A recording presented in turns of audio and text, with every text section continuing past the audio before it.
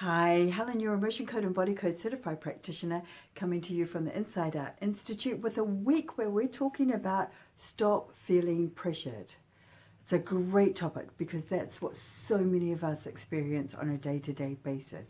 And our topic today is zoning in on our strengths to help us stop feeling so pressured.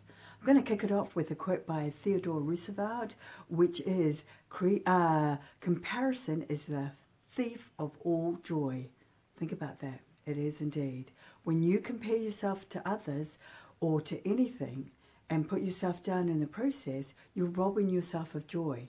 So it's things like, look what they've got. I haven't got that. Or look what he's doing. I can't do that. Or look what she's done. I don't know how to do that. You see what you're doing? You're finishing it off with a negative statement. But I want you to now add one little word to the end of it. And that word is yet. So when you say, look what they're doing, I don't know how to do that yet. Or, jeepers, he's really good at that. I'm not very good at that yet. And you see, it has the power to completely change the whole meaning and the whole tone of what you're saying. So instead of just being straight out negative, you've actually, by adding yet, given yourself hope. And that's a really good place to start, especially when you're feeling under pressure to, keep up with the Joneses. The next thing I want to talk about is have a realistic starting point. When you're starting something new, you can never be an expert at it.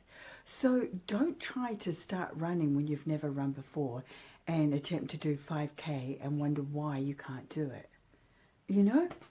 Start off by walking, jogging one power pole to the next power pole, walking to the next, jogging to the next, and then increasing it until you get really good at it. And then you'll succeed. Then you'll be a success.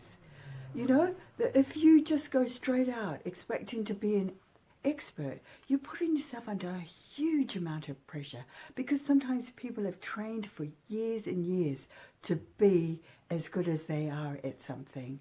And you want to be that straight off the bat? It just doesn't happen. So let's be realistic about the goals and what you want to achieve when you're starting out with something new, okay? The next thing I want you to do is that there is a time and a place for looking back on things. And the first time that you'd want to do that is to look back and know what not to do again. Look at something that went terribly, terribly wrong and learn from it. And no, you're not going there again. The next time I want you to look back is when you're feeling under pressure. You know the finish line is closed, but there's so much going on, so much happening, which was me last week. And you need to stop. You need to stop and look back and see just how far you've come. Because that's really, really important in the whole equation. When you look at how far you've come, you realize what a huge amount you've already accomplished. So actually, to get past the finishing line now is going to be easy in comparison. You've got this far. You can do that next little bit to make sure you get there. But what we sometimes do is get overwhelmed. We just go, oh my God, I've got this deadline by the end of the week and blah, blah, blah, blah, blah, blah, blah, blah, blah. Instead of just going, right, deadline's coming up. Okay, so I've done A, B, C, D, E, F, and I've just got to do G, H, I. Nearly forgot the alphabet then.